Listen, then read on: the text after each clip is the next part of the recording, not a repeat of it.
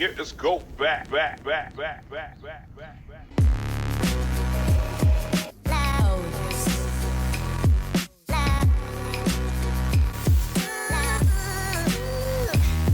Hey, I'm the TheKnexMaker, and I recreate real-life roller coasters using nothing but NEX, a 3D printer, and a whole load of patience. And in today's video, I'll be taking on Mako, a massive B&M Hyper Coaster located at SeaWorld Orlando, known for its speed, airtime, and smooth layout. Recreating this in NEX meant designing a custom 3D printed train, making my own magnetic brake run, and figuring out how to build the layout accurately so that it's all to scale with the real coaster. This actually turned out to be one of my biggest builds yet, so if you go on to enjoy today's video, please consider subscribing. We're almost at 20k.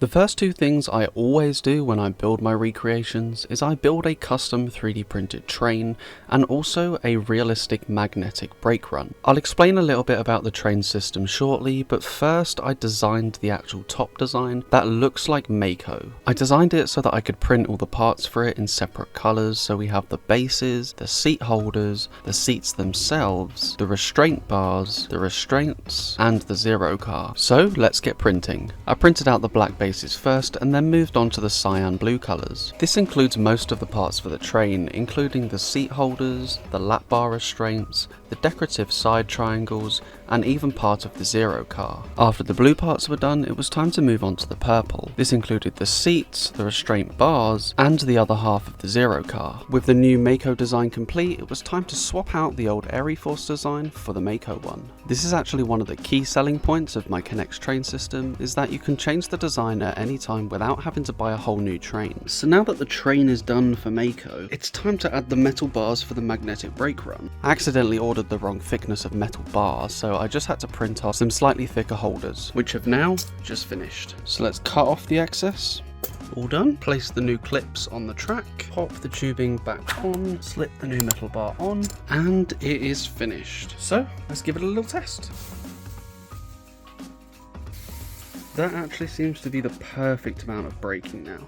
Okay, so now that the brake run is finished, it's time to start working on this back section. We've got this little bit of a drawn out bit where you've got like water jets that come out, and that bit stays pretty flat for, I'd say, like a quarter of the turn. It's already pretty flat there, so I'll probably start bringing it up about here. And then we just have to do this mini like twisted dive down to the water level, and then it's got to go above the brake run and basically do the same thing that it does here but that way. So I like to build all of my recreations backwards. This is so that I can make sure that each element has the perfect amount of speed before I move on to the next one. If I started with the biggest element first, I might have built it too small, and then by the time you get right to the end of the build, you might find that the train doesn't have enough speed. And whilst I'm on the topic of trains, I should probably tell you why I use a custom 3D printed one. You see, back in 2002, when the original NEX train was released with the Screaming Serpent set, they didn't have things like 3D printing, so they had to make all the parts with injection molding, which means the trains that were made for the sets back then were really limited. So I ended up going on a 4-month journey to design my very own trains. I already have a full video explaining exactly how the trains work and how I made them, so if you want to watch that, that'll be linked to the top right hand corner. But for now, I'll just give you a very quick rough overview. Each wheel assembly uses 6 bearings, so it's a lot more realistic. This spreads the weight of the train across 2 bearings rather than 1, like the old set. These also have the ability to twist and rotate and conform to the shape of the track. The wheel assemblies are designed to use real bearings, so it increases the speed of the train, and each car has 4 super strong neodymium magnets underneath for magnetic braking. I'm also constantly releasing brand new designs, and they can swap in super easily to your train system. I currently have Steel Vengeance, Iron Gwazi, Airy Force 1, and a custom request B&M design that you can request in any colours you want. And please remember that the actual train system itself is sold separately in individual car units, so you need to add as many as you want to your car. No matter whether it's a front or a middle, it comes with everything you need except for the bearings for the wheels. And if you need help with picking the correct bearings, you can always join my Discord server or direct message me on Instagram or Facebook. But now, let's get back to building Mako. The first thing I did was actually finish off the section that leads into the brake run. This includes the bit by the water and the little snake run bit of track just above the brake run. Once this bit was finished, I decided to take a look at the POV to see if I had missed any of the layout. So I was just watching this POV to see what's next, and I didn't realise there was this current little mini hill before the mid-course brake. Also, I didn't realise there was this other airtime hill before it then turns over the brakes. So I've just paused it at a good point now so you can actually see you sort of turn to the left and then go down a normal airtime hill, and at the bottom you turn to the right and go over the top of the brake run. And that is the area where you've got this overbank that goes over the brake run. And like I said, right here is going to be the airtime hill. So the goal tonight is to finish from the mid-course brake all the way back to the brake run. I've tried to include a lot more time lapses in this video. I haven't done this in previous videos, but it's definitely something that I need to include more of in my content. The turn over the brakes and the small little airtime hill was super easy to build. They are only very small, and building straight hills is usually a lot quicker than building turns. So once the little airtime hill was finished, it was time to give it a test to see if it worked. So let's give it a go.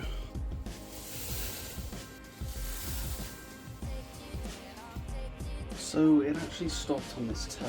However, that is totally fine because it only needs a tiny bit extra to get round. And with the extra speed that's going to be carried by going over the top of the hill with extra speed, I think it will be just fine.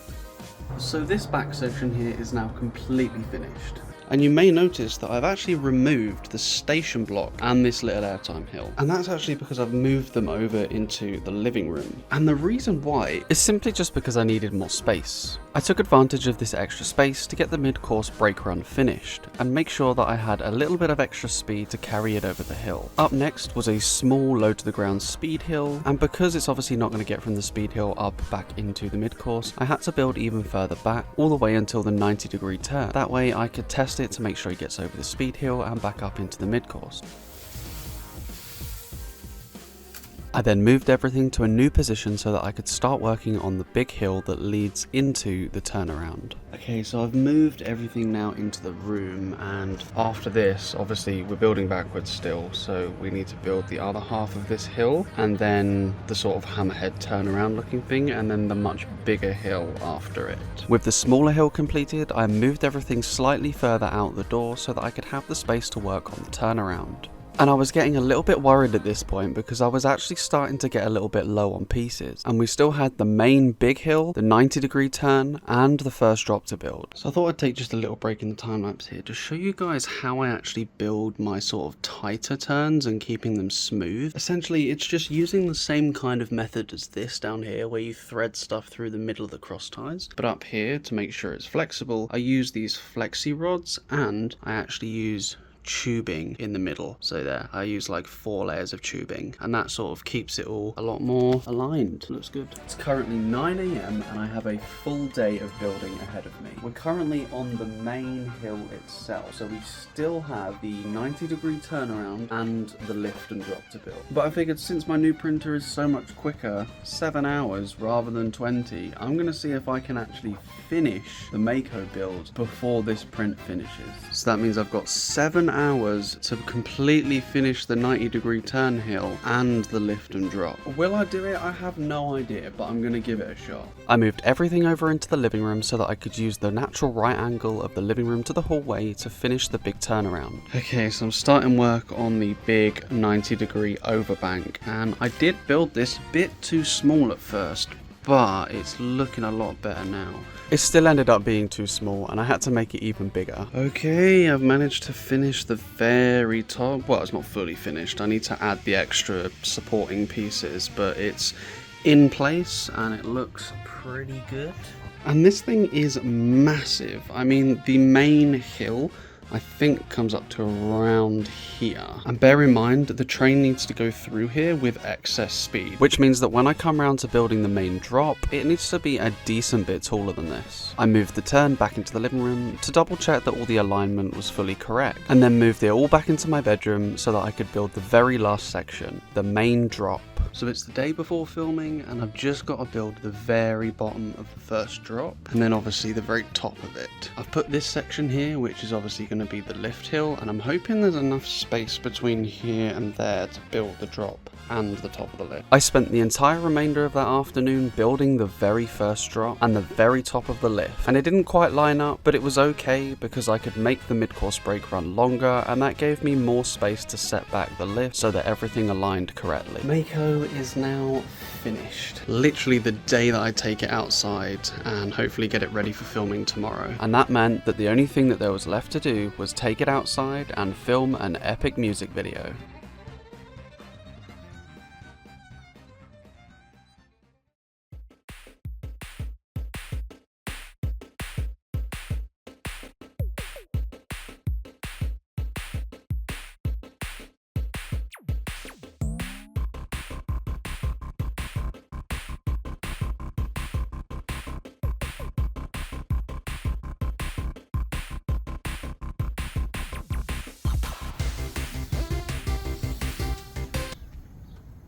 I was so glad I caught that on camera.